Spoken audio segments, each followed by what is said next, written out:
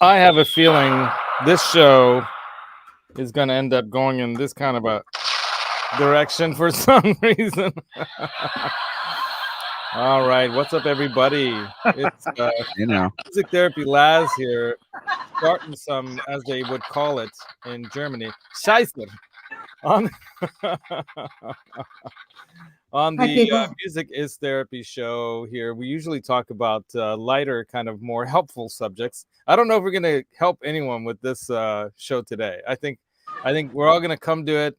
We're all going to have our opinions and attitudes about it, and we're all going to walk away even more upset and angry than we were when we got here. Just kidding.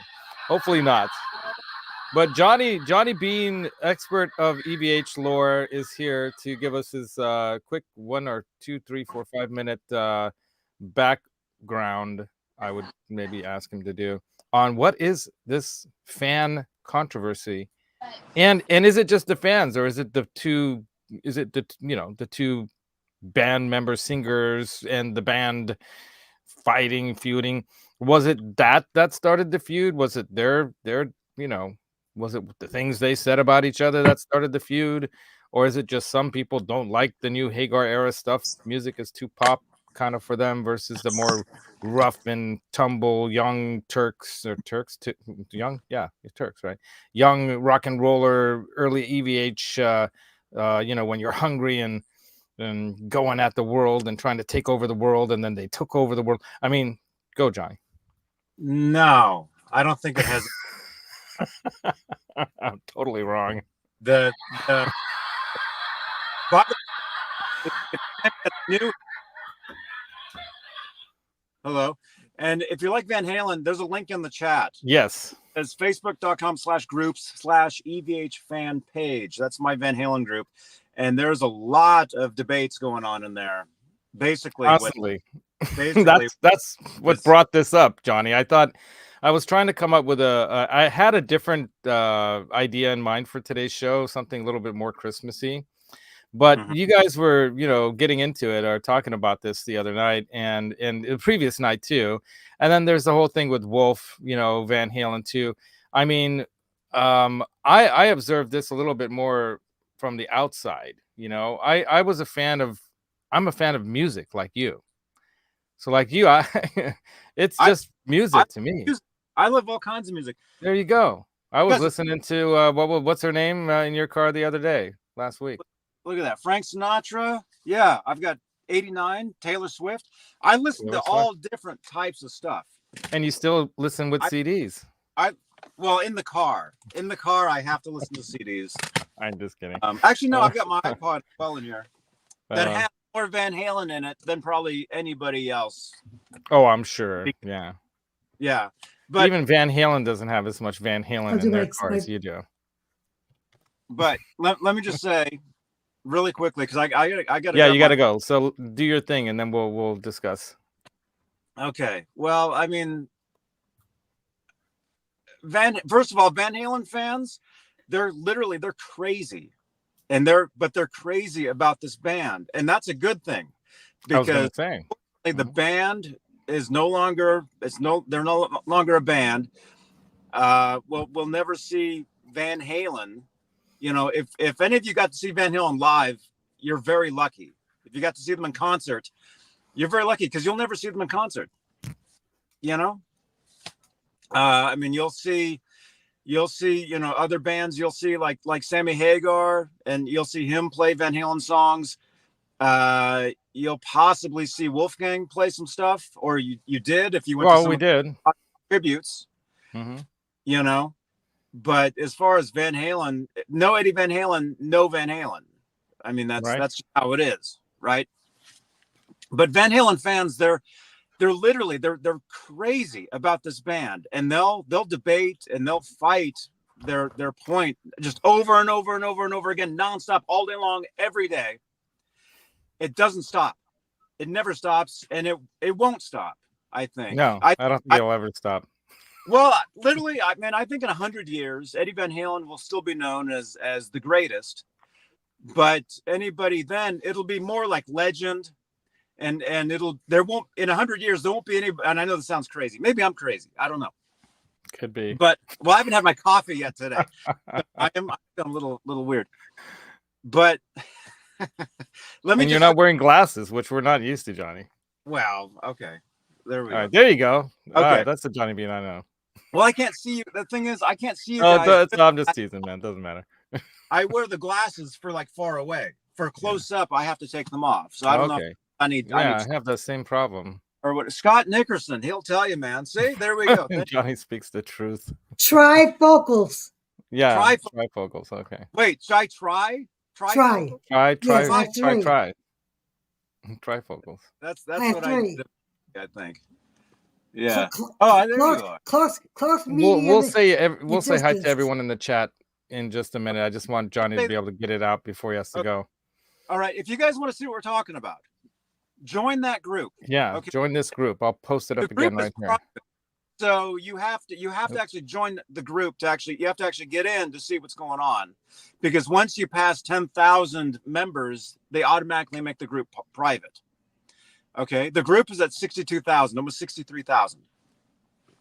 So Van Halen fans they're crazy about this band, and that's great, because it's going to keep the band relevant for years and years and years to come. Whereas look a lot at of other Satriani controversy. Controversy helps. I mean, it creates press. Controversy. Yeah. And so, a lot of people say, well, let's just say, if you were born in the 50s and you became a fan of the band Van Halen when they first started, when the first album came out, 78, then obviously you're a fan of the original era.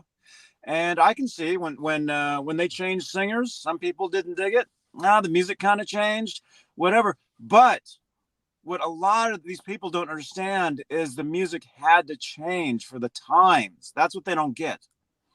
If you're a musician and you want to keep relevant in what's going on, and you want to keep your career going, you adjust with what's going on. The Beatles did it. Everybody, the Beatles. Anybody that's relevant, and a lot of people give me a lot of hate for this, and that's fine. I don't care. Taylor Swift is the biggest thing to happen in the music industry ever. And she's on her way to becoming the biggest thing in music of all time. And you guys can laugh, I might look crazy. Well, the numbers don't lie. That's what I keep saying to people about facts. Okay, you can't have your own facts. You can have your opinion about them, but facts are facts. Clip this, you guys. Some of you guys think I'm nuts. I'm not, you guys. I know what I'm talking about. Clip it. Okay, this album right here. It. This, really quickly, this album right here. This is called 1989 by Taylor Swift. This came out 10 years ago. Okay. What she did was she went and she re-recorded all of her albums and re-released them. So she now has full rights of this album. This album came out 10 years later, went straight to #1 as re-recorded. It's not the same tracks as the original record. I mean, it is. It's the same songs. You can A/B both albums, and you can tell they're different recordings. But the new album, it's more like happening, more. It's a little more adjusted to more like today's music. It went to #1, and that's something. And again, we can take this back to Van Halen. Take this back to any band. The whole idea is to have total control over your own music. A lot of bands from the 60s, 50s, 60s, especially the 50s. A lot of bands in the 50s, they lost their control of their music. There's a lot of bands from the 50s. Maybe there's like one member still, in the band now. They're broke. They have no money because they don't own their music, And I'm getting a little too deep into this. You're getting off on a tangent though. Let's go back. Not really. I mean, to because the it's a big controversy part between the two bands. Like, okay, why do you think fans are so rabidly like nuts? If you're a fan of the original Van Halen, David Lee Roth era, then there's a lot of people where when Sammy Hagar joined, the music. See, that's what I'm talking about with this. The music changed. She adjusted to the music, what's happening now. Her old music was country music. Now she's pop. She adjusted. She's relevant. And believe me, she's on her way to becoming the biggest thing ever in music. And if you guys don't believe me, I mean, just wait and see. I might say biggest solo 78 act. for me. 78 for me was Devo and all that kind of stuff. Devo. That new wave. Yeah, they're still happening. I saw them live. So that's how I really don't know about the stuff. 15 years I'm in ago. I saw different directions. So go ahead. They're amazing. But as far as Van Halen, and then I have to get my coffee. Yeah, you really do, Johnny. Your eyes are like I'm going not crazy. open yet. Your eyes aren't even open yet. You guys, guess what? I'm in Santa Cruz. Right off. You just walk down the street. Okay. And you get high. I know. It's everywhere here, man. You don't need that. You can't get away from it. It's like that one time you went to that party at NAM and you thought you didn't get high, but I was trying to describe to you exactly what it is to be high. And I'm like, dude, you totally got high because you described every single. Okay, we'll get off the subject, but okay. It's gonna happen again this NAM. Just saying. And then I gotta go get my latte. Okay. Oh my God. If you were born in the 50s, the original Van Halen was your band. The 50s. Like, oh, this is the greatest thing ever. Yeah, party. You know, and then in 1985, you know, when the DeLorean was going back in time, Sammy Hagar joined. A new Van Halen happened, and the music, it was a little more pop. And people complain. OU812, sounded, there was no bass. It was too bright, whatever. That's how pop records sounded for that era. Yeah, you're right. It was adjusting. Absolutely. So let me just say, you guys, if you're a Van Halen fan in 78, great. I became a fan in 85. I bought 5150 and then I bought Van Halen 1. I grew up on both eras. It was all Van Halen to me. No difference. It was all Eddie Van Halen. I was lucky enough. I got to meet Edward. I've got to meet I've got to meet Sammy many times. Michael, many, many times. Howard Jones. He did an introduction to my show, and it's all Van Halen. And unfortunately the band now it's over, but you can enjoy all of it. But I think most of the controversy just happens because they just want to talk about it, because they truly love whichever era that is. But like I said, it's every day, all day, every day. Join the group. The link is in the chat. Join the group. You'll see, all these people talking, to each other, blah, blah, blah, blah, blah. Some of them do have good points. There's a guy in there, and a lot of people are like, Johnny, boot this guy out, get rid of this guy. But what he's saying, he's not wrong. Everything, most of the stuff that I see him posting it's true. He's posting video evidence to go along with it from back in the day, from the band themselves.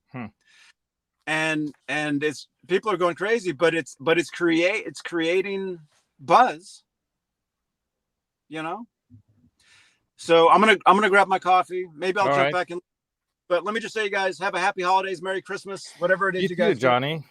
Yeah, and don't forget, tomorrow on Johnny. Christmas Day, you got to swing by either my place here or my brother John's, depending on when you want to come by. If you want to come by with Sikander, bring him over to my brother's. We'll be playing board games, eating food. He'll get all the brownies he wants. Okay. All right. Well, we don't talk about that last. Okay. Oh, I'm sorry. I said the name even. Wow. All right. I gotta go. I should have more coffee too. I need to wake up. Yeah. All right. Sorry, man. I have a kid nobody knows about. Okay. Yeah, it's true. All Johnny's right, child. Rock on. All right. Bye-bye. See you later, man. You rock, dude. Thank you. Watch me tonight. Thank you, Johnny Bean, for coming in. See ya. All right. So Johnny's the best. All right. So I don't care what anyone says. Just kidding. The first thing I got to say that came to my mind through all this is I've heard the same things said about Metallica my whole life. Yeah, there's other bands. It's all they went soft, they did this, they did that, and it's not good enough, and blah blah blah. It's like, I've heard the same arguments about them, and they're one of those bands that I would put in there as one of the greatest, purely because of like the pure sheer numbers. Like they're still selling out concerts. Oh yeah, I mean everyone goes. I mean who gets to play with the San Francisco Symphony? Metallica. And who sells out at the Symphony? Metallica. So hold on just a second. So before we get into this, I do want to do something that I should be doing every show, and I'm forgetting about it. Okay. So we're going to go ahead and do that right now real quick. And I still need to update this, I know, but I wanted to say thank you because it's Christmas. thank you to all the supporters of the show. We have PayPal supporters where if you can donate a little bit of money to the show, it helps me pay for the StreamYard monthly thing. I might actually upgrade to the more expensive StreamYard this year so I can do more things, because I am planning to do membership this year. So that's one of my, not resolutions, but one of my goals is to actually expand the channel by doing membership and try to get more people involved. And I'd like to get more people's out, like, give me your input. Give me, what do you guys think about this show versus the Thursday show? Oh, something turned off. And let me know what you think about, this particular show where I'm talking more about the psychological and I guess music therapy side of, what I like to present on the show. This is what my expression into the world is, trying to get information and knowledge out there about music therapy and music as a form of therapy. And a lot of us listen to and go to live shows, okay? Listen to music because it makes us happy, which is something that we all need to make it through our day, whether it's a work day or whatever. So all the people that have been supporting here so far are supporting what I'm trying to do here, which is expand this show. And then I do the gear and demo show, which is more kind of a raucous, fun Thursday night kind of a thing where we, go into different kinds of gear, like the new guitar that I put over there. And we talk about stuff like guitars or guitar pedals or effects or sounds or whatever. Ock Ears, my friend down there, Octopus Ears, Brent, as we know him, he has another few devices. One that's still on the way, right? The Rattler pedal. Yeah, it was supposed to be here yesterday, but it'll be here Tuesday. Oh, that's cool. You'll get it at least, right? Jam's pedals out of Greece, I believe, right? Correct. Yeah, those guys are making some amazing pedals. I have a couple of their pedals. And then we've got Janice, getting into synthesizers. So on that show, it's all about all different kinds of gear. It's not guitar gear and demos. It's gear and demos. So any kind of musical gear you want to bring on. If you want to talk about, technology when it comes to putting this stuff onto the internet, for example, that's another thing. We can talk about that gear too, because it helps musicians and artists get their info, their music, all that stuff out there, right? So I just wanted to kind of preface that a little bit before the show, and thank all the people here that support the show, and please support if you can. Like my friend Lance, or as we call him, the China Mike, used to say, and I super miss him a lot. Me too. It's never courted, but always appreciated. I do ask because I think, there is a lot of work that goes into this. I want to tell y'all, there's a lot of time and effort that goes into this. It takes away from family time, it takes away from playing guitar and keyboards time, but I do it because I think I have something to offer. And if you guys believe that what I offer is unique and something that you want to support, then support by viewing, support by likes, support by sharing. If you don't have the money, you can't spare the money, then share it everywhere, and share the channel and talk to people about what you like or don't like about it. And last week's show, I did want to kind of end a little thing on last week's show, is that we talked a bit about, the negative and positive sides of the internet and social media and anxiety, specifically social anxiety, because Johnny Bean has social anxiety, and it actually helped him to have an outlet like the internet and online social media, I guess streams and all these other kinds of outlets. It gave him an opportunity to get out there again and not let the that fear or whatever it is, that terror, like they call it, social anxiety is like social terror, to get over that a little bit, and he some people may not understand this, and that's why I like to have this show where we talk more about the psychological and emotional and otherwise, scientific side of this. And that's what I wanted to kind of get into a little bit, not just go Van Hagar versus Van Halen or whatever on this show. That's not what the show's about. We're going to talk about it's all in other avenues too with this rivalry, because I'm a big soap watcher in the past.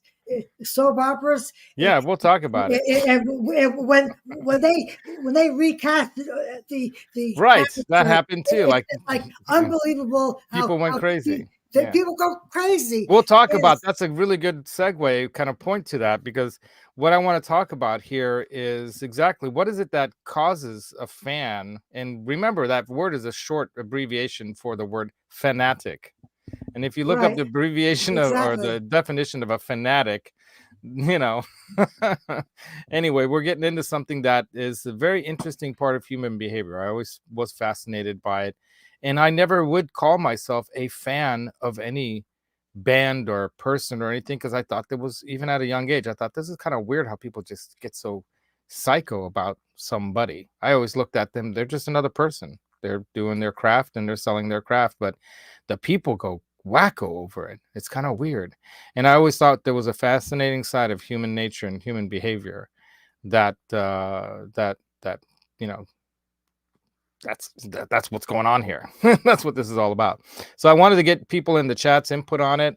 There was quite a few comments early on here too, and let's get into it, at least with the Van Halen band for now.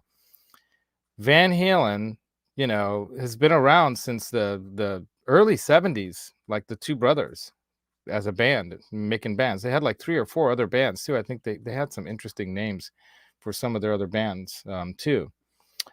So people get hooked onto like Ozzy with Sabbath, and they hate Ozzy without Iommi now? I didn't see that happening. Really. I saw more Ozzy getting his feet back under him thanks to his wife Sharon, finding a way to put the pieces back together. And I don't think that guy would still be alive if it wasn't for her, to be honest. Some people hate on Sharon too. There's always this kind of hate stuff out there, right?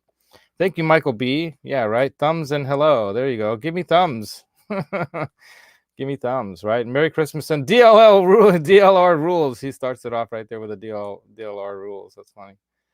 But why don't we start with, I think it was a comment up here. This is kind of a good comment to kind of get things started. I think it was Jeff T.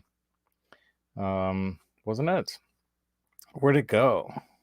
It was right up here. My goodness. It went away. It went away. They fade after a while.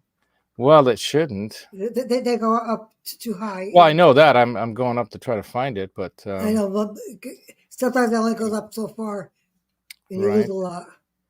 I thought it was after that one. Hey, what's up, Louis Varela? Well, let's say hi to everyone in the chat. Why don't we do that? So Janice was second in after I wrote, oh boy, this one's going to be something. And in the words of Glenn Fricker, that's for sure, right? Paul McNary pops in, and then we got William De Silva, Keith H., Charles 75N, Rhodey's Jam Cave. Charles had a fun show today. Scott Nickerson also saying hi to everybody. Wayne McConnell, Stephen Monch, Micelle, right? Michelli, right? Stefan Michelli, aka Monch. Welcome to the chat, dude. And then Scott Nickerson back in again saying hi to others, saying Johnny speaks the truth. Here's that Facebook page. If you want to join that, you have to be accepted.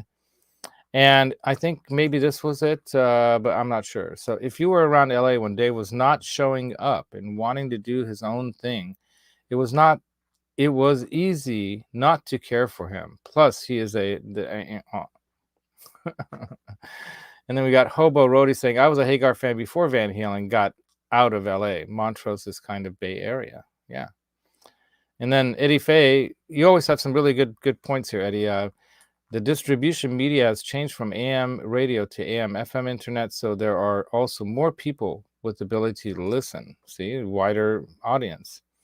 And then Stefan, I think I put this up earlier. He's seen Van Halen in '78 as well as in the mid '90s, and both were great, right?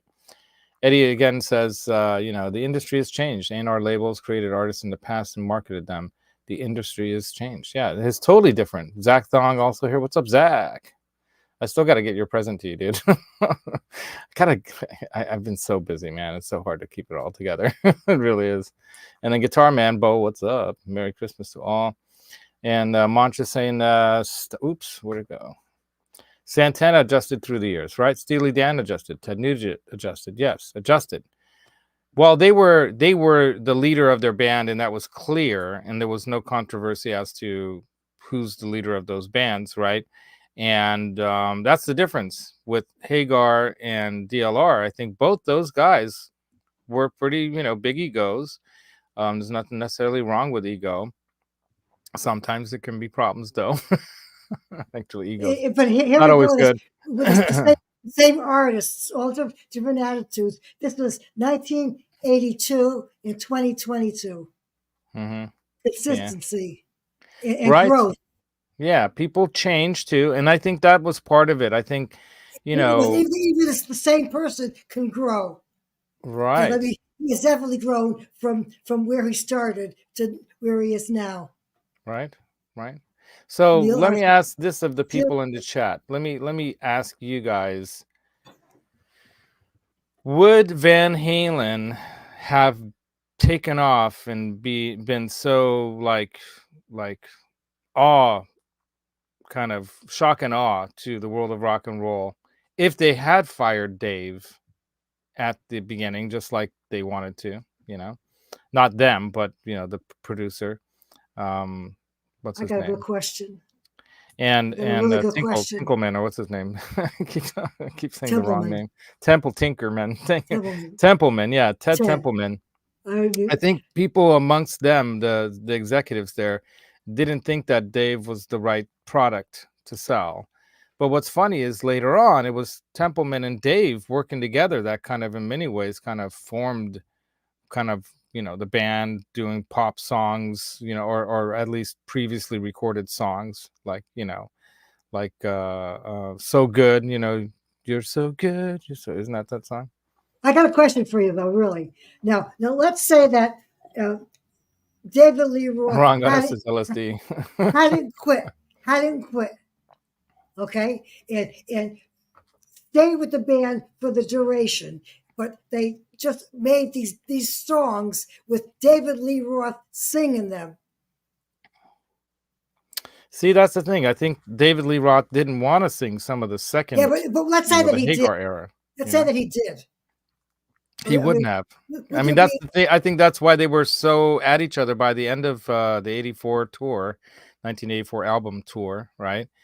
I think they were not even hanging out with each other. Like, and you see these early photos of them like brothers, the four together as a group, us against the world, equal shares when it comes to the money, when they had less of it, as the band and the egos grew, because this will happen. This is my opinion on the psychological side of it. As the money, as the egos grew, as their needs changed, because now they're not just single guys, but they have families, and then you have influence of other families, other family members who, hey, let me produce, let me manage, let me be part of, kind of like the Rocky story with the brother of the wife, like they get him involved in the business, and then he ends up getting all the money taken away by having Rocky sign onto something.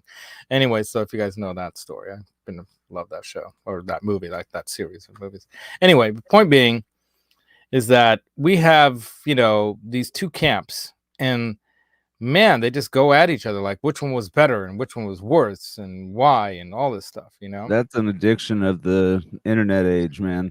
People love to compare and rank and they did that before too, though. I mean, there were people back in the 80s too that hated Van Halen with Hagar. They're like, oh, Van Hagar, that's not Van Halen, man. It's different. That's all pop now. When did Hagar come in? Nature being blown up, but it drives me crazy when everybody wants to compare everything to everything, and it's like, how do you have that much extra time for you to think to compare all these things? It's like, well, it's what do not you think, Brent?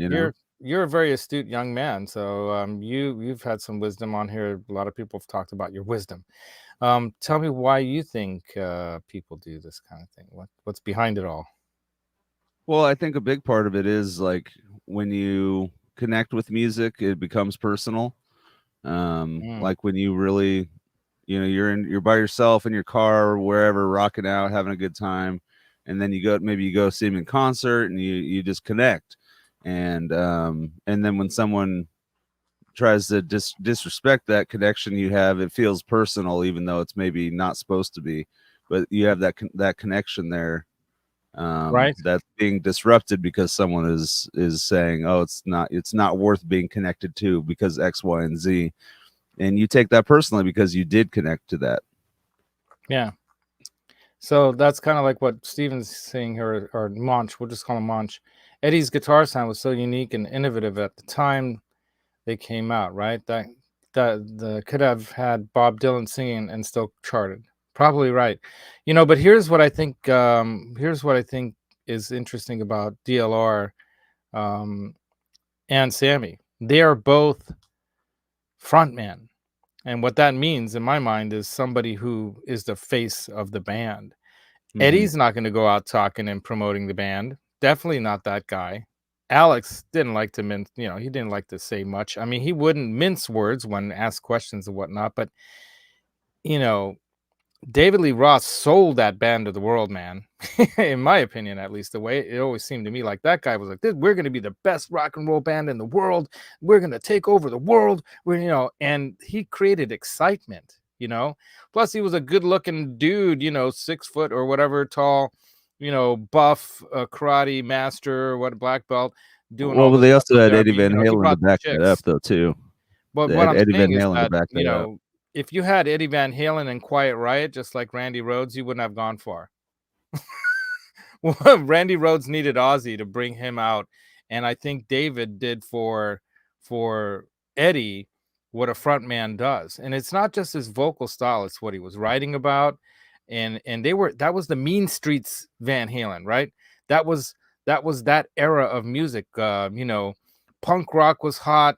They were actually almost kind of punk rockish kind of in the beginning. I think I heard people say that, this is just from what I gleaned from information back in the day and even now, that some people considered they didn't want to become a punk band, so they tried to turn away from that, which was smart, because that's what was hot in the late 70s, and then new wave came, and then the other rock and roll of the 70s became classic rock, and then you had the 80s kind of rock and the hair metal thing. And don't tell me that David Lee Roth and Van Halen didn't basically ignite the fires of what is now known as the 80s hair metal era.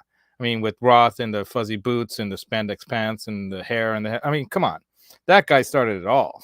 That's the guy who, in my mind, ignited the flames of what became hair metal. Kind of, or hair bands, what I mean? Craig Reckless. Who's Craig Reckless Marcy? Craig Reckless on Never YouTube. heard him. Well, he has his band in Poughkeepsie or Binghamton, New York, called Reckless Marcy. And I don't even know who that is. He had the most fabulous frontman, Sonny Weeks. And Sonny Weeks had some sort of trouble. He had to leave the band, and you never heard from the other band ever since. Yeah, it just disappeared. The band just fizzles out, right? And so I'm just saying that I think David Lee Roth, was instrumental in making that band the #1 band in the world at the time, if you ask me. I mean, was there another band that was as big when it came to rock back then? Out of America, for sure. I don't know. I mean, there's a little bit of a gap right then. Yeah, because Zeppelin ended right then, right? I mean, Aerosmith was in recovery. All this kind of stuff was in new wave, and synth music was taken over in the 80s. Yep. Styx was a hot band back then. Somebody mentioned Styx. Styx was a hot band back then. But I was listening to stuff like Billy Joel and the Beach Boys, even in the late 70s and mid 70s, late 70s, and whatever. I just listened to whatever I heard on the radio. I thought it was cool, or some kid shared it. First time I ever heard Zeppelin was at a show and tell in 7th grade. Some kid brought a record on show and tell and played Black Dog, and I'm like, what the hell is this? I had like this visceral reaction to it, like, what the hell, And you had to describe in writing what was this about, and I didn't know how to describe it. It just blew me away. Yeah. Yeah, see, Ron Gunner agrees with me here. He says, yeah, he did last. He was there, completed the puzzle in the beginning to get them where they were. Yeah, and I think he saw the genius of Eddie. I think Alex knew as well. That's why he told him, hey, turn around. Don't let everyone see your secrets, because they'll steal them, and then we're going to go nowhere fast, because they didn't know if they were trying to get signed just like everyone else was trying to get signed. Quiet Riot was starting to hit the scene with Randy, but they didn't get signed. Yeah, but the Van thing Halen with got guys like signed. Randy, like Greg maybe Rick he wouldn't was have been as big as he was with Ozzy, but he would have still ended He up wouldn't have. being like, if he wouldn't have passed away, obviously, he still would have been a guy like Paul Gilbert or someone like that we all ended up knowing as a great guitar player, Even if I the bands disagree. You didn't know take why? off. Because I was Paul there. Gilbert never had a big band, man. Paul Yeah, but Gilbert never made a big band. I agree. But I think with Ozzy, I think Rhodes really found the perfect singer and songwriter for that style of music, a very classically oriented metal yet rock sound, and it worked together very well. Because if you listen to old Sabbath too, there's hints of classical, there's a lot of like Deep Purple, for example. There's a lot of classical kind of oriented stuff in that, right? So the point I'm making though is that I was there, man, and I'll tell you, when Randy hit with Ozzy, he hit big. He was considered the top new guitarist, and that's why there's so much controversy between Van Halen and him. How many ideas did he steal from Eddie and whatnot? Well, everyone took ideas from everyone. There was another guy that was doing tapping, in a band and doing music that was completely unrelated to Van Halen, the style. It was he saw someone else do it and he picked up on it and was doing tapping.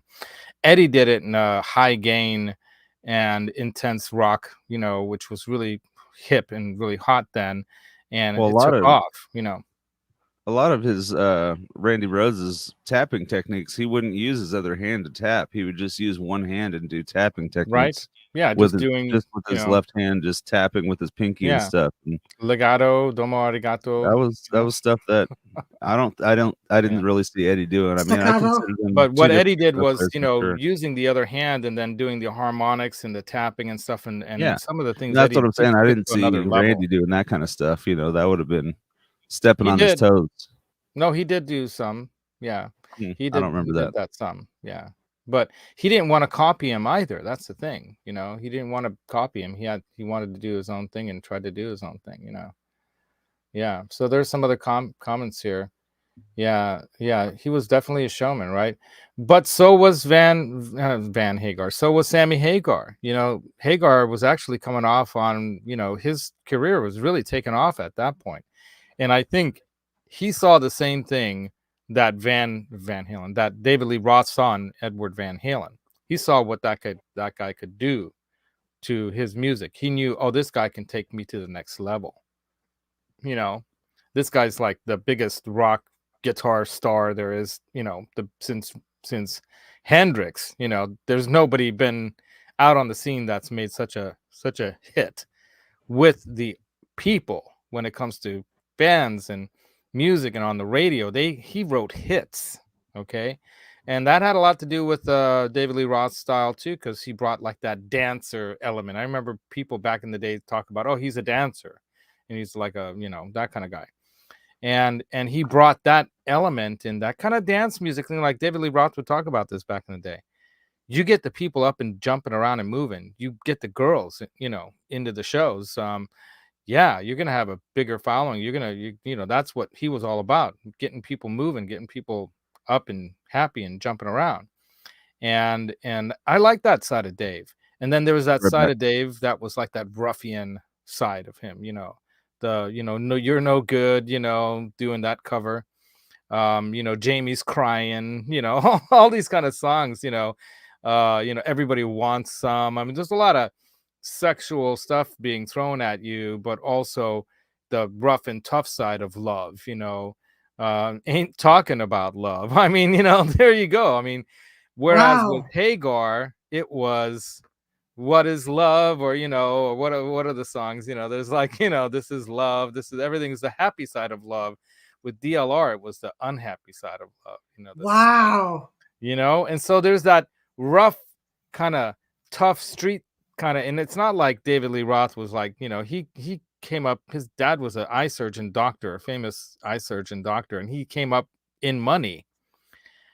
He didn't need, to be a rock star. David Lee Roth is dad. Okay. Yeah. Right. David Lee Roth, came from money. He didn't need to be, a rock star to maybe, have a decent life, but he had an excitement for life. He wanted to live life to its fullest. And so to him, being a rock star would be like the best, kind of springboard into that world, because that's why he got a PA. His dad probably bought him his PA, and it was because he had a PA that they got him in the band, even though he might not have been that great of a singer. But then he took all his talents and pushed him towards that. And with like what Ron Gunner here is talking about, how about, Michael Anthony, if he didn't sing along, right? And with that bass playing, right? The thing is that band, those four guys together, Alex's drumming that could keep up with Eddie's playing, everyone tuning to Eddie and not caring that they're just tuning to Eddie because he's the genius musician. And David Lee Roth jumping around selling it like a kung fu karate, master of the stage that he was. I mean, they were perfect. They were ripe for that kind of music to explode onto the world scene, and they took what Kiss was doing to a completely different level with their theatrics flying around this. I mean, that's why Eddie had to have a hip replacement in the 90s or something, right? Because of all the jumping around and crazy antics that his brother Alex would tell him, put on this crazy looking jumpsuit and jump around. Everyone wants to see that. Really? Yeah. I mean, Alex was the one that was always saying, hey, you got, you can't just stand there and play, you got to move around. And that's what made it exciting. Don't you hate bands? I remember seeing the Steve Miller Band. Great music, great band. Just stand there and play. You go to a Van Halen concert, man, and it's like, where they're jumping around, flying around. I never saw them live, but I've seen the videos. I mean, Jesus Christ, it's the day. My God, they when they came out, I mean, they learned a lot from, I think, Kiss when they were, with Kiss, how to put a show on. And they knew. I mean, David is a very smart businessman, he knew, let's do this. Now you look at the Van Hagar era, and Sammy's a businessman too. Look at him. He's made more money off of his Cabo Wabo stuff and his whiskeys and sauces and whatever he's selling. He's made more money on that than any of the music by far, So he's a smart businessman too, right? Bottom line, though, is that things changed later on when new management came. That's something that Sammy talked about when, I think the Van Halen brothers wanted to start, giving some more power to some other people in the family and whatnot. I think something like that happened. I don't know. If anyone knows what the reality is behind all that, go ahead and, hey, Matthew Stewart, what's up? Yeah, well, yeah, exactly. Right, Keith? Yeah, man. Fleetwood Mac was on the radio at 78. Yeah, and things like Barracuda and all these, like Heart and bands like that, you had the Eye in the Sky, songs like that. I mean, when Van Halen hit with their stuff in 78, wow, yeah. I mean, you had, what's that?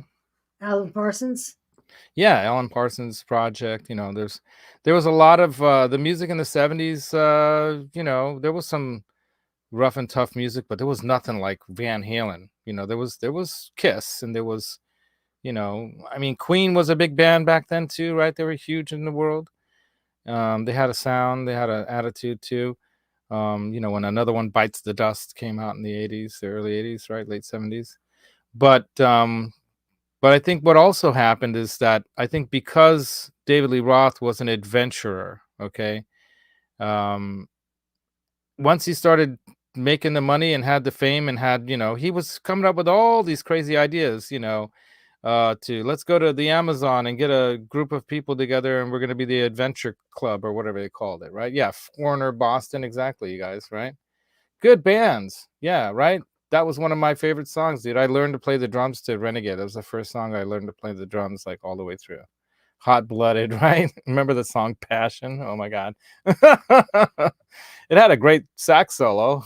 38 Special, Chicago. Dude, Chicago is one of the bands that I heard that song, If You Leave Me Now, right? That song.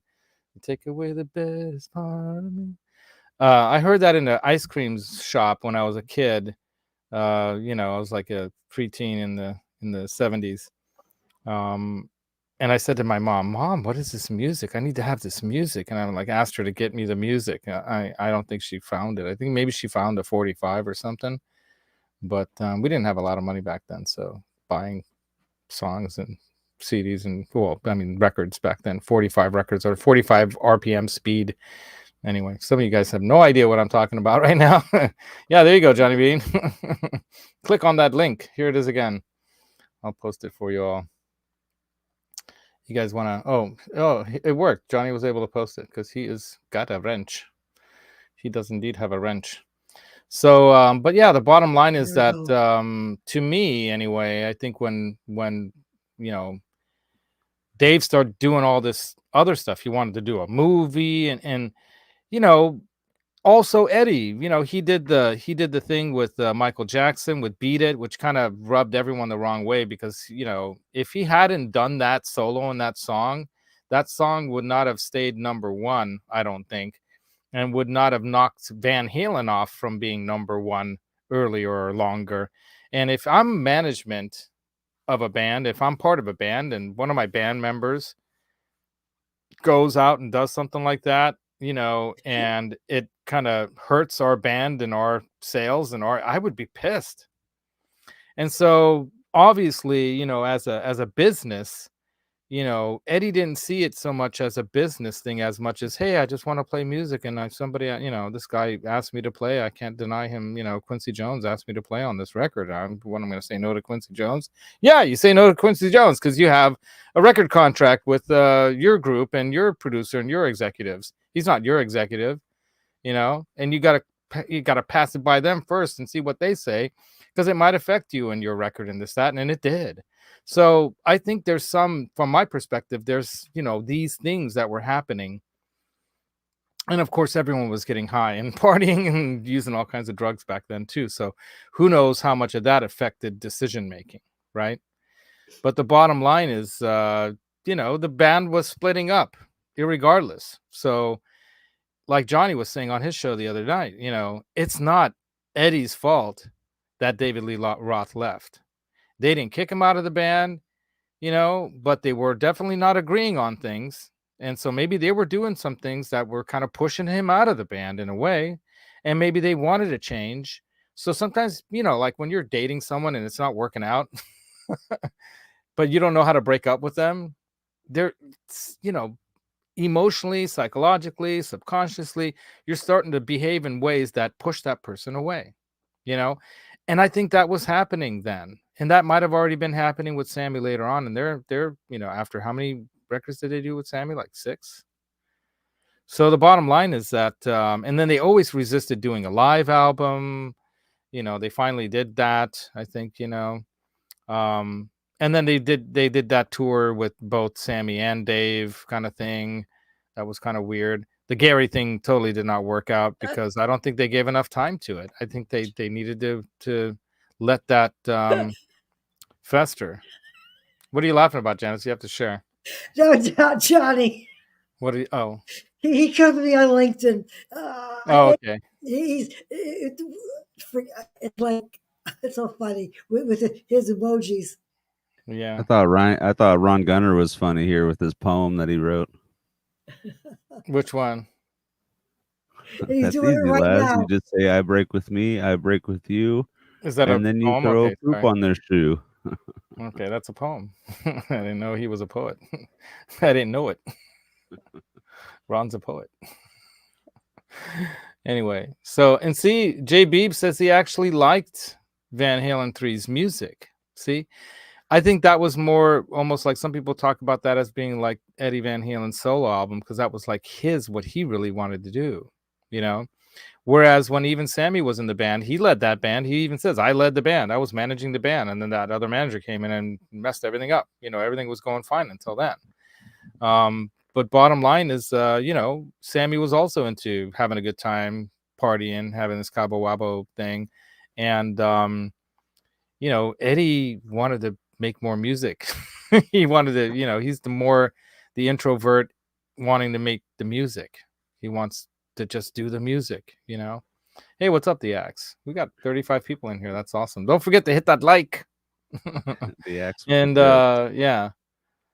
So yeah, that's funny. Don't feel bad. We all make mistakes. Yeah, so Michael B says something interesting here too. So Jump was the first for DLR hard rock fans. Okay. I like it now, but not at the time.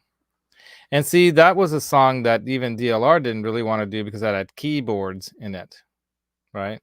They pushed back on the synth and keyboards thing hard, but Eddie, was originally a keyboard piano player, and he wanted to play the piano. He wrote a lot of his ideas on piano. If you look at the theory side of how he puts together a song, and you look at the theory of, when it comes to music theory, his songwriting is almost like piano based. It's very interesting. Like you look at it and you'll, if you transpose it over, you're like, oh, wow. A lot of keyboardy kind of stuff going on the guitar. And that's what made him sound so unique and so incredible too, is that he wasn't a pure guitarist like a lot of guitarists are. And you'll see a lot of other musicians like Eric Jackson. I almost said Eric Johnson. You and I both saw him together. You agree with me, right? That he's probably one of the best living guitarists in the world today. No doubt. No doubt, right? Because when you talk about like the variety of genres that guy has mastered, I don't know too many other guitarists that have mastered all those different kinds of styles and genres of music to that level. Like this guy will put any of those guys under the table. Do I think he can play a Nuno solo? Yeah, he could do it like that if he wanted to. That guy's got the skills. He could do it. Could he create that kind of thing? He's done that he's created his own kind of thing. Everyone has to find their thing. Nuno's more that percussive kind of tapper kind of dude, that just amazing player, right? But yeah, he's incredible, right, Johnny? And he's a keyboardist, and singer. And I'm sure he can play the bass too. Maybe even the drums. Yeah, but like the controversy, about the two bands, I think is more between the fans. But I think the band themselves later on, to create drama and create, because they knew what they were doing. David Lee Roth, and don't tell me that Alex Van Halen and Sammy didn't know, and even Eddie didn't know that if they talk about how much better their band is now versus when Dave was in it, that's not going to rile people up and create headlines and create attention. And of course it doesn't. It did. Yeah, Peggy, right? I hear you. I think his music's all right, Michael Jackson's, but when Quincy Jones called up Eddie and asked him, hey, we want you to play on this one track with Michael, he couldn't say no, I guess. And in some ways that that was like the nail in the coffin. In some ways, from my perspective, it seems to me like that was like. Did you ever hear that about Eddie talking about that? Little bit, yeah. I can't recall specifics, but tell me. He essentially just didn't think much of it. He's just like, oh, they asked me to be on this, relatively unknown musicians. Michael song. Jackson, then unknown. Yeah, he was. Dude, Jackson's 5. No, that everyone knew who Michael Jackson was, man. Well, that's the way Eddie put it. He's just like, what does it matter if I'm just on this Black Kids record? That's literally what he said. Yeah, like, I never. What heard does it matter if I'm on this Black Kids record? And it. Well, that's there you go. There you go. That's where I'm saying about what made Dave so important to that band is that he understood the business and he understood that side of things. And Edward was the introverted, reclusive, guy who didn't care about the business. He just wanted to make music. And that's what was important about having someone like DLR in the band when they first started out, because you have to think about these things as the business side of things. You don't want someone else's band stealing your thunder. And that's exactly what happened when Eddie played that solo for Michael Jackson's Thriller album, right? He ended up keeping that album on #1 and knocking Van Halen, the band that he has a contract with, out of #1 because of that. And if I was David Lee Roth or Ted Templeman or any of those guys, I'd be pissed. Of course, Alex is always going to, defend his brother. Hell, let my kid do what he wants, the kid do what he wants to do, kind of thing. But when you think about it as a move, as an artist and with a contract, and oops, my perspective. I don't know what you guys think, but that's what I think. No, I'm from the perspective that it's like, hey, go make music, go. Yeah, I mean, I'm with Eddie. Go play on whoever's record you want to play on, and go do your thing. Okay, but bro, if you have a contract, you can get sued. Okay, Eddie might have been bigger than they could have probably sued him for that. They could have said, dude, but why would they sue the guy who's Well, so I'm just saying that's the contract you're signing, because if I'm signing a contract where you own me, I don't know if I'd sign it. No, it's not like they own you, dude. You're, as a group, you agree that you're being produced and these executives are running, the show for you, and you're going to take their advice and you're taking their money and they're producing you all over. You have contractual agreements, and that was a breach of contract. That's all I'm saying. I think I mean, Quincy Jones, you think he didn't know that asking Eddie to play on that might cause some trouble? Come on. That guy's smart. He knew exactly what he was doing. And maybe the naivety of Edward and being such a nice guy, he didn't think about that part of it, But you don't think Quincy Jones knew what it would do for that song, getting Edward Van Halen in on it? I mean, they already had. No, they knew that for sure. They already had what's his name? What's the other player that knows Eddie really well? God dang it! They already had a couple other guitars doing riffs to that song, but when Eddie came in, he rearranged the song and that, not just the solo, he rearranged the song and then put that solo on it that was just like 1 or 2 take, kind of bam, here you go, gold for you. So what about Johnny Bean's take here when it comes to, so it works both ways in the sense that, thank you, Johnny Bean. It must have already it would also benefit Van Halen, because you're going to bring over those pop fans that became fans of Van Halen because of that solo. Right. And then what happened? They break up and they become more pop in their sound, right? With Sammy. And I think maybe that's like what I was saying before. I think Edward wanted to change the sound of the band. He wanted to do more of what he wanted to do. He wanted to stop arguing with Dave and Ted Templeman about keyboards and this and that. He didn't want to do covers no more. He wanted to do all original stuff. You know what I mean? And so good for him, because they showed him, right? They got Sammy. There's that story about, hey, why don't you call Sammy? He was down at the auto repair shop with his Ferrari or whatever, and then like, oh, hey, why don't you call Sammy? And he calls Sammy, and bada bing. I mean, that was what was going on then. I remember Sammy Hagar's heavy metal song was like the song from the movie Heavy Metal. Lammy. Who? Oh, the Lamb. Lamb. Yeah, I said hi to Lamb. What's up, the Lamb? Yeah. So let's see what else is going on in the chat here. Yeah. Oh, that's a good question. I actually told a friend of mine to do that who had he played guitar in Hungary. They were still communist and they couldn't get guitar strings and stuff very easily, and it was very expensive. And he said it worked to clean his strings. So, all right. So I bet it created more fans than EVH and Van Halen had, beforehand. Crossover recognition. Yeah, and I agree. And like what Johnny was talking about Taylor Swift too. She crossed over, right, from country to pop and stuff. Kind of. So she was always a little more pop than country, though. Yeah, I agree. She definitely had the ability to cross over, and that was another side of it. She could do it. Aerosmith with Run DMC. Remember that? I mean, that was cool. We all thought it was cool. Like back then, man, you guys, me growing up in the 70s and 80s, I didn't care. I wasn't a fan of bands like one against the other kind of thing. I could never understand that. And that's kind of what I wanted to talk a little more about in the show today. We can go a little bit long, right? It's already 1 hour, but let's go a little 20 minutes or 15, 20 minutes long. But I think there's a tribalism that is part of human nature, that behaviorally we want to join a group. We don't even know it. It's just part of our human nature. We want to join a group and stick with it because that then is our tribe. That's our group. That's what's going to keep us alive. It's going to help us survive. We got to stay with that group because that other group might be the wrong group and we might end up dying with that group. So that's the fundamental, I would say, primal instinctual behavior of human beings, right? The old brain stuff.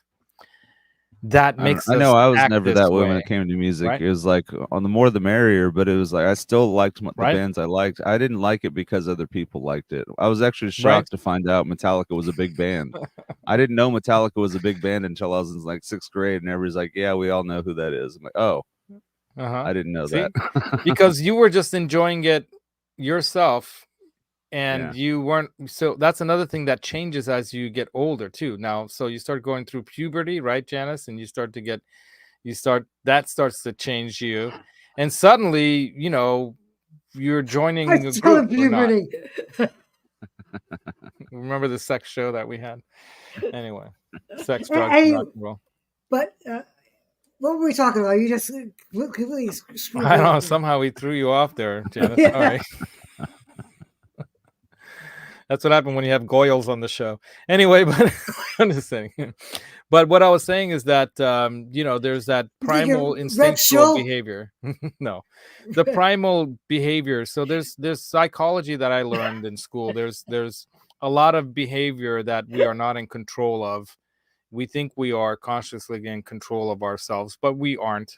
For 85% or so of our behavior is not consciously controlled, and there's a lot of behavior that goes on that's driven by our primal instincts, and our main primal instincts are food and shelter for survival, sex because you got to keep the species going, okay, and then there's the love and emotional side that ties in and keeps both those things together.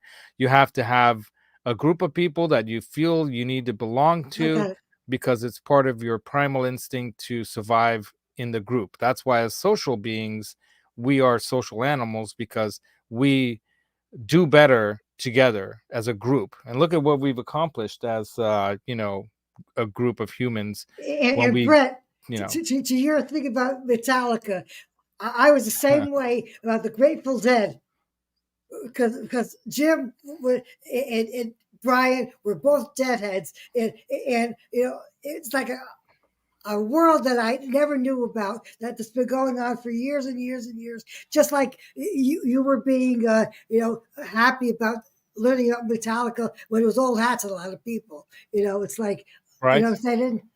Yeah. I understand exactly what you mean. Yeah. Grateful Dead. Yeah. There's cool. Some other interesting comments here. So Daryl Hall said he asked him what he thought about being in the band. And then he found out that Eddie was asking a lot of people the same, because he was looking for someone. He had Patty Smythe, right? They were thinking about bringing her in on the band, right? I think Eddie wanted to do more of what he wanted to do, and he was looking for a partner that would go along with that. And then he found Gary. I think the problem there was, I think they didn't put enough time into Gary. I think the second album that they were working on material that I've heard people say that there's actually really good music. There's some really great music in the second album. Maybe they were a little too quick, getting that first one out, and maybe they should have trusted another producer or an executive. And that's the thing about when you're the musician, sometimes it's good to get that outside perspective, and that's what executive or producer like Ted Templeman and others like that can make a difference for you, right? Totally. Right. All it takes is a little steer in the right direction, and you can make something completely different that you wouldn't have made without that person. Yeah. So that's part of it. Yeah. So like Scott saying, like, Metallica is my band. So okay. So when you say your band, are you talking about? He was saying that when he was saying which one? He was saying it like he was in the same boat as me as a kid, kind of thing. Yeah. Yeah, but I see, I'm going to start some controversy with that band.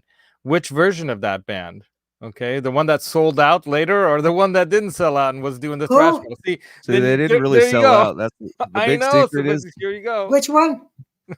Which one? The big secret is they didn't really sell out, Laz. The big secret is but James Hetfield was trying his best to carry that band, and he became an alcoholic, and he couldn't do it anymore. So basically, Lars and Kirk tried to carry the band and realized that that's not what they could do. My question would be, what would Metallica look like if Cliff Burton ever died? That's my question. Right. The thing is that the bottom line is that, you know, fandom, okay, getting back to kind of like the subject of this in a way, the fandom thing, and why do human beings hate on each other is like, oh, I hate Hagar, that Van Hagar sucks. Oh, DLR, you know, that was good back then, but you know, we've grown up. Hate's not good for you. Let go of the hate in your heart. You know, right? But you know what I'm saying? That's why I wanted to talk about this at Christmas, because I think we do need to let it go. Let it go. But it's an interesting topic, isn't it? Like, and I wanted to bring around some of the science behind it from the psychological side, is that a lot of this fan and group think behavior, you know, like peer pressure, like, oh, you like Van Hagar? You're not my friend anymore. We were best friends before, but you know, there's that kind of side of things. You know, you go along with stuff because you're part of a group, you're part of friends, you know. And I've always appreciated, I've never had a problem with the, you know, I have lots of friends and plenty of friends, so I'm not worried about making impressions on anyone.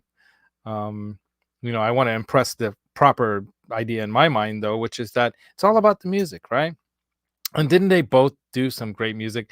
Didn't David Lee Roth do some great music when he got together with Steve Vai and whoever else that he had with him after he broke off with Van Halen? Yeah. I mean, you know, some of that music is great. Yankee Rose, I think Johnny Bean says his favorite song from that album. You know, and Steve Vai was the perfect kind of, not replacement, but the perfect kind of you know, axeman, if you want to call him, for David Lee Roth, you know, at that time. It was perfect. Steve Vai is the perfect comparison, actually, for what if Randy Rhoads never really made it with Ozzy, and never, that connection never happened. Look at Steve Vai. I mean, do you remember the band he was in? Well, he was with Zappa, so it's a completely different kind of thing altogether. Well, not just Zappa, but he was also with Whitesnake. Oh, Whitesnake too, yeah, of course. Yeah, he was with Whitesnake, and so those bands never really popped off in the same way. But he's still well known. You know, that's kind of my point. They had "Bad to the Bone" and some other songs. You know, that one that, you know, yeah, you know, but they were more pop rocky kind of things too, weren't they? You know. Anyway. The point I thought I wanted to make, you know, after hearing Johnny and Ron talk about this in their show on Friday night, or I think it was Friday night, right? And a little bit more about it on Saturday, as I think I'm going to talk about this topic because I thought it'd be interesting to talk about human nature and what it means to be a fan, meaning fanatic. Okay. And I mean, you'd think I'm a Van Halen fan by the guitars on the wall, but you know, who plays the red Strat, right? From my like recollection, the red Strat is a lot of people, but it's everyone from Knopfler to you know, Andy Summers, you know. It's Gilmore for me, and Gilmore for you. For me, he was always the white or black Strat, but okay, he played a red Strat too. Yeah. See, I don't see. I've never been that much of a fan of a band where I would even know sometimes even the names of every member in the band. I would sometimes know the main guy or whoever, you know. But that's the beauty of all this, though, is we don't have enough to grab everything. So it takes the collective for us to have all the knowledge. So it's like, you're not going to see things the same way I do, the same way Janice does, and I'm not the same thing. So we're all going to see things slightly different, and then the group puts the whole picture together, kind of thing, is how I see it. And then you have the groups that separate off. So you got the Van Halen versus the Van Hagar group versus, is there a Gary group? I don't know. But anyway, point being, and Johnny says here, like, good point, Johnny. That's a good question. Yeah. And like I was saying in the show last night, I might even mention here too, even the Beatles changed. I mean, look at their early stuff and then look at what they were doing by the early 70s, right? I mean, wow. You know, Rolling Stones too. Rolling Stones too. I hate the Rolling Stones now.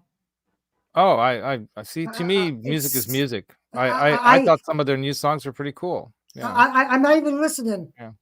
I got other interests now. All I like is the old Stones.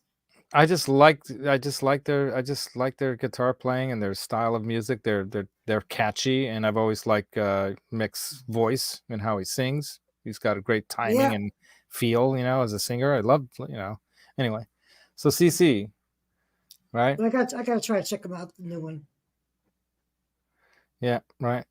If the public even knew how much money was manipulated out from under the bands from day one, right? Yeah. Right. Absolutely, dude. CC knows because he's an inside guy. He knows. Anyway, so what else? Anything else? Let's open it up to the chat. And then I've got a question for you guys, and then I'll post this real quick. Guess what Van Halen shirt I'm wearing underneath this shirt? Okay. Guess. I want you all to guess. Is it a Sammy? Is it a Gary? Is it a DLR? What Van Halen shirt am I wearing underneath this black shirt here? I want to see if you guys can. I just want to see. Just post into the chat. Which one do you think is DLR Van Halen, Sammy Halen, Sam Halen, as they call it? No one ever called it Sam Halen. They called it Van Hagar, which I don't think doesn't sound as good as Sam Halen. Sam Halen, can we guess your striped underwear too? Oh, I'm going commando today, Johnny. I'm home alone. I'm just kidding. Okay, no we got Eddie Face says it's a Sammy. I think internationally says it's some kind of snake. No, I'm kidding. Peggy. Pink Floyd or Sid Barrett was then totally different. Yeah, right? Yeah, exactly. Yeah, exactly. Yeah, exactly, man. So but Pink Floyd music too, there's some controversy there too between the old and got the bike, you can ride it. I saw a special on you? them too. It was really shocking to see that Pink Floyd. So give me some guesses. What Van Halen shirt do you think? Because I want to end this topic on this shirt. You guys are going to be blown away by the shirt answer. You only have one Van Halen shirt, so I'm going to guess that one. No, I have several, dude. I have the little man one. I have the old logo Van Halen 2 one. I've like 4 or 5 different Van Halen shirts. Several. I got like 5 or 6 easily. So JB says 5150. No, I keep guessing. You guys are all wrong so far. Nobody's got it yet. Whoever gets it first is going to win a prize, okay? I'm going to give you a Christmas prize pack of some Van Halen picks. Okay, there's a shark one there. I have some 5150 ones and some black strat ones. Black and white strat ones that I have here somewhere. Yeah, they're in here. I'll even send you this pick tin. How about that? Whoever can guess right, because I bet you $1 million no one's gonna guess it. No one's 1984. No, it's not. It's none of those. Keep guessing, you guys. Nope. You guys are all gonna be wrong. I bet I'm gonna surprise the crap out of you with my answer. You guys are not gonna believe it. Was that a Cabo Wabo shirt? No, stop guessing. Let them do it, Brent. You're gonna get away, but it's not. No, it is a Van. Okay, I'm gonna make it very clear. It is a Van Halen shirt. So there is a Van Halen on this shirt. That's a little bit of a hint. And I'll put it. I'll even make it. I know the answer. Okay, don't say it. All right, I'll make it even easier. It's new Van Halen you've never heard before. Okay, that's not true. You've definitely heard it before. Okay, you have heard this Van Halen before, but it's new Van Halen. Ron Gunner, you're the winner. Ding, ding, ding. Congratulations, Ron Gunner. You guessed it. All right, I gave away too much information. I listened to that song the other day. Another celebration at the end of the world. At the end of the world. Dang, dude. Such a good song, dude. It's a really good song. So that's how I want to end the show. Van Halen is good. All Van Halen. Especially his son. And I don't understand the weird kind of attitudes that you're seeing from Van Halen fans who supposedly love Edward Van Halen, but hate on his son who he loved, and everyone should love. If you love Edward Van Halen, how can you not love his son? And how could you give him crap? That's the weirdest side of all this controversial fandom. Because they secretly hate their own kids, and I think that there are some people that just like to hate, and I think there's that. I think there's some people that just love the train wreck, love the controversy. They love to see. They like to build people up and tear them down. Well, there's also a lot of people the burning man and burn them down. Yeah, there's people too that'll just like, oh, screw that guy. That guy sucks. And you ask him, do you really hate that guy? He's like, no, he's all right. People just like talking shit sometimes. Yeah, yeah. And maybe we take it too seriously too. I think some of these people are making these comments just to be funny, and they're not really, they don't hate on anyone really. They just you never know what someone's really thinking truthfully. Right. Yeah, there's that too. See, let's not even go. Too many narcissists. Yeah. Well, that's another bad side of human nature. But let's go back to the ego thing.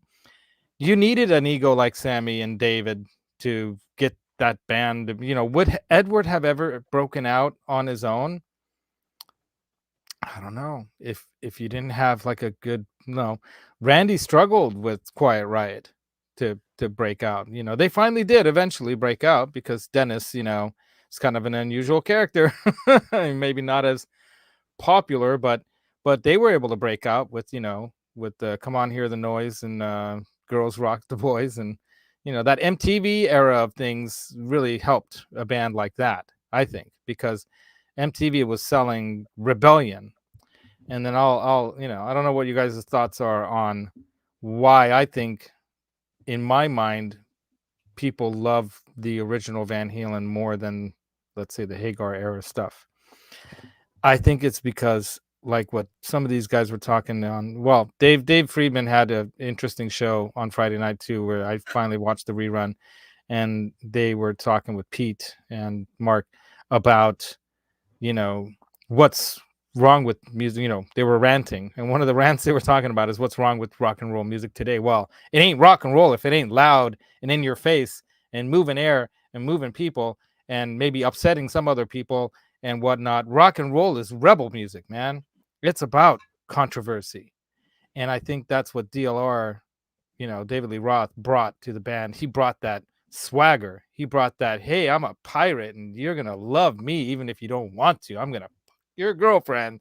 He's like, he was that guy, and you love him, but you hate him at the same time. He's like, Dad, he's messing David Lee Roth girlfriend. Oh, man, God. It's like, but, so there's that side of it. That's like this, like, you can't a little more of an edge. Can't hate. Yeah, you can't not love that, because that's rock and roll. Rock and roll is all about that, and that's what's missing. That's what Nuno brought back, and that's what even Mammoth is doing with Wolf Van Halen. He's just saying F you to all these people that hate on him and says, I'm gonna do what I want if you like it or not, And if I sound a little bit too pop for you, or a little bit too much like, the Foo Fighters or Grohl, this kind of stuff for you, tough. Wolf, like his dad, doesn't take himself too seriously too, which was what I like. One thing I like about him. Right. Yeah. Yeah. Well, he had a great dad, obviously, and a great mom too, Totally. And a great uncle too. I think Alex probably helped him quite a bit too, because I think Alex is I think out of all those guys, he's probably the most level-headed, intelligent of the group, all of them, including Sammy. I think Sammy's super smart too, and he's done great. Oh yeah, no, he's a smart dude. Alex is a smart guy. I'd love to have a conversation with him about anything other than music. I bet it would be. Sammy's a really good decision maker. He's one of those guys that he is. He's a businessman. He might have a million ideas, but the one he decides on will be the right one. Yeah, he always makes the right decision. It's all about the swagger. It is. But Sammy's got swagger too, and he's selling it better than DLR's right now. I think DLR's skin cream for tattoos failed. I think that didn't take off quite as well as Sammy's, tequila and his cabo wabo and all that stuff. I think Sammy's more approachable. David Lee Roth is more a presence on the stage. You could party with Sammy. You can I could invite Sammy over to my house and we'd have a good time. Well, Dave's talking about fucking your girlfriend. You don't want him around. That's exactly what would happen. Dave would go after my girlfriend. I can't trust that guy. We get into a fight, going kung fu and stuff, Yeah, anyway, man. yeah. But that's all part of having that edge. That's the dirty side of rock and roll, that you love it. And today's era kids, maybe they don't quite get that, but I think they're starting to get a flavor of it. I think today's kids, like, if I want to call them millennials or whatever, or this Z generation or whatever, gamer generation, all that, they're more used to being participants in variety of fantasy parts of the world and life, and they kind of integrate it into their real world and life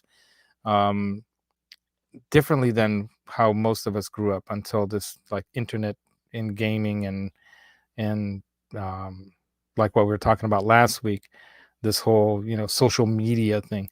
There's this presented world that people are participating in, this, like, that almost like a cosplay life, and then there's the real life, but now they're kind of intertwined, and it's I heard something weird. Interesting the other day too about people. Maybe talk about that someday. There's a guy he was talking about AI and how it's driving us apart because we're constantly being fed this algorithm that's designed just for us individually. And so everybody's getting their individual needs met, essentially, and it's no longer a group thing. And it's driving us apart from the social group that we need, and that is, like, part of our evolution. We evolved as a social group, and it's messing with us. It's messing us up. You're exactly right. We'll talk about that again. We'll do that next time, maybe. We'll talk about AI, social media, how people are using, and AI is using social media to manipulate people. Because back in the day, I mean, that psychologists, basically took a lot of what they understood about how the human mind and our behaviors work and sold us out to big corporations, and they used all that information to manipulate us to buy stuff and eat and smoke and drink and do stuff that's really bad for us. And doctors and all these people knew, and you would think that these psychological doctors had an oath not to harm, but they sold us out, man. And that did a lot of harm, and we're still not recovered from. If anything, it's gotten worse in some ways, So maybe we can have that as a topic on the show. What do you guys think? Totally. But for now, I say Van Halen rules. Van Halen's still going, man. Any form of Van Halen. I even like the Gary stuff too. Of course, I wish I could hear the second album. Dang it! Maybe somebody out there will let that happen. People who have the tapes, maybe we'll get some of that someday. And I'm not a fan, like, fanatic. Okay, I love. Okay, Van Halen for what he did as a human on this planet. Thank God for people like that guy. If you believe in God or whatever you believe in, thank goodness thank the makers, whatever. Thank Crom for Van Halen existing in the world, because he changed the world, and he was such a fun play man.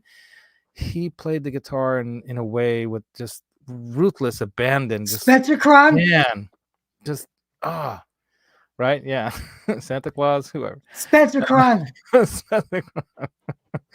So Edward brought a different thing out of the guitar that we didn't even know you could make sounds like that with. People are still trying to figure out how he made some of these sounds, right? And I'm still wanting to learn how to make some of these sounds and stuff. So bottom line is, stop the hate, man. Let's just all love. Let's all get together and let go of the hate in your heart. It's good for you. But I understand it you too. Individually. Yeah, I understand the tribal side of that. I understand it because I understand, having studied, the psychological side of this. The human behavioral side of it. I understand it. We feel safer when we belong to part of a group, and It's not changing. That's why people don't like change, because they want, okay, everything's good, it's all safe. Why change things? Things might not go good if we change it. Let's keep it status quo, you know. But then there's that other side that change is good. Change has to happen. You know, you can't just stand still. Blah, blah, blah. So that's what it is to be human in this world. You know, we're creating our world, by the way, right? You know that, right, Brent? You know that, right, Janice? Yep. You create your own world for yourself. I'm creating my own world for myself too. You know, we're not like this little guy. He's got no choice. He's in a cage. He's been there the whole time. Yeah. Look how cute he is. Oh, limonito. I call him my limonito. You know, all my gerbils died, right? All my gerbils. Oh, yeah. Well, they don't live long, right? Yeah, but thanks, GB. I had the food left over, so I tried to leave it out in the on my deck, and the squirrels and the birds are eating it. I had to go out to the store this morning to go out and buy food for the squirrels. Oh, you're so sweet, Janice. Feeder of now I got the pets out there, and I'm watching them all eating all the birds. And it's unbelievable. You should see. That's funny. Yeah, nature is beautiful and brutal at the same time. Yeah, they fight. I could tell you a story someday about the canopy. You wonder why do we fight? It's part of our nature. It's part of our survival instinct. We can't not fight. You know, and it's the thing we struggle the most with as human beings, because there's that side of us that's more intellectual and you know, thinking, and we're like, why are we fighting? We can work it out, you know. Anyway, this reminds me of I got a favorite lyric from a Tool song, Tool song Vicarious. As the universe is hostile, so impersonal, devour to survive, so it is, so it's always been. Right, that's what a black hole is like. The every galaxy like ours is like, the center is like supermassive black hole, and that thing's devouring the galaxy as it makes it spin. Right, if the galaxy could not exist without the black hole, yet it's devouring it. So it's like the whole thing about, like, you can't have both without you can't have one without the other. You know. One wouldn't exist without the other, yet one is, you know, got all this beauty and stuff in it, whereas the other one's crushing it. And then it might end up crushing and then expanding back out again. There's some really interesting, you know, perspectives on the physics and cosmology side of this. Not cosmetology, that's makeup. Cosmology. Anyway, but astrophysics and all, I'm fascinated with that stuff. If you guys want to go see a really cool, you want to see some really fun and funny sometimes too, and really cool stuff about everything science, go check out Space Talk. I'm going to put it right in here. Space Talk. Yeah, it's one of my favorite. I should actually look it up and put it up here for you guys. It's a fantastic, you know, Neil deGrasse Tyson and his buddy, who's like a comedian. Then they have a podcast and video podcast or whatever, vlog, and they have guests and they always talk about stuff or answer questions, and it's fascinating. It's great stuff. But check it out, Space Talk. Anyway, so that's it. You guys think anything else? Anyone want to say about? Yeah, I love Eddie Fair. I could end on this one, right, Eddie? Blamage. That's what I got to say. Check out Blamage. If you like synth music and cool 80s kind of new wave stuff, check it out. EDM. Right? Changes in bass. Eddie Van Halen would always say, it's just 12 notes, man. 12. That's right. That's all you get is 12 notes. I read the other day about the 12 notes. Or if you get a transcript, then it was Taylor Swift. It was a Taylor Swift conversation about how many different songs she made out of the same 4 chords. Right? Yeah, 4 chords. The guy says, yeah, 4 chords, 12 notes. That's all you got to go with. What is the saying? The blues saying, Brent? What saying? 3 chords in the truth. That's all you need, right? That's an old blues saying, right? 3 chords in the truth, baby, and that's all you need. That's all you need. All right, join Johnny Bean later tonight at 10 o'clock on his show. This is his EVN's Facebook thing. But dude, if you want to give me the link or just put up the link to your show tonight, ASMR, which we all know what that is, right? That's some kind of that's Sweetwater Candy ASMR for you right there. All right, Ron Gunner, you won the so you were gonna get a Christmas gift from me anyway. So now you're gonna get this Eruption 5150, the Eruption guitar, I guess painted pick tin with some Eruption and Shark and 5150 picks in there. You guys all rock. I'm gonna go to Costco now. I gotta get some supplies before we're shut down. I know. I'm gonna go snack at Costco for lunch. I have to be at my niece's in a half an hour. I gotta fill up the car with gas. It's the cheapest there, That's gonna take a half hour by itself. It's only like 5 miles away. Like we talked about last week. Keith, you cracked me up, dude. 1, 2, I gotta be there. Right? Be there in half an hour, so I'm gonna have to be signing off very soon. So yeah, and then let's all everybody. Yeah, happy holidays, you guys, and don't forget, I like to end on this because it's kind of like I came up with this, pieced it together. But the secret to tone is in your mind, because it's the psych, mind, conscious, concrete side of us. But the feel, the subconscious, the feely parts, right, comes from your heart.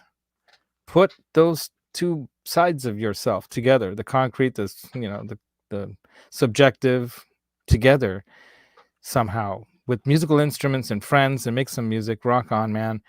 I really want to do more music this coming year, so it's not a resolution, it's just a goal, and I've been slowly working towards that goal. Like Brent knows, it's taken forever.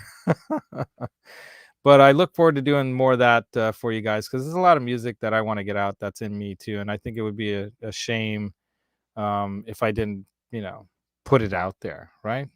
So have fun, everybody, tonight. Merry Christmas if you're a celebrator of the Christmas the celebrations and all. I'll be with my family. Merry Christmas. Happy, Festivus for the rest of us. If you're not, and the Twitch people's expression that they say to people is much love, much love, much love, much love to all, much love, everybody. Love. All right, thanks for joining in. Because Janice loves this, I'm going to end with this one. She loves that one. You. I do. I prefer this one. Merry Christmas. Oops. To everyone. That's so cute. Oh my god, yeah, it's funny. It sounds like the little gingerbread man in the Shrek thing. That's what it reminds me of. Anyway, all right, you guys, rock on. Marcia Murray also. I hope to see Dale Palmer in at the end here as well. Dale, you rock as well. Someday you're gonna win something just for being here at the end every show. I'm gonna have to ask you to send me your email, send me your your address so I can send you something one day. But Merry Christmas all. I'll try to get that Lone Wolf McQuaid out to you too, Zach, and we'll figure all this stuff out. Until next time, next Thursday, the Gear and Demo show. I'm not sure what we're gonna demo then. We'll have to figure out something, right? Maybe we'll demo the studio hooked up and running. How about that? Yeah. Let's do that. All right. Merry Christmas. That's actually Merry Christmas. Honestly, I have to pick up my wife from the airport that day. I'm not sure what time. I have to double check. So we'll see what time that is going to be, because if it's during my show time, might have to adjust the show time or something. I don't know. Ho, ho, ho. And Janice Lala's doing the Lala wave. I love that's new. Ho, ho, ho. Ho, ho, ho. Rock on, everybody. And then we got to have Michael B back on again someday too, talking some more about his journey. Fascinating and very helpful, informative stuff, right? So I hope you guys got something out of this. I think to me, in the end, it's all about one thing: love, right? Okay. The wrong button. Love. Let's all love. Okay. All right, man. See you guys later. Rock on. Later.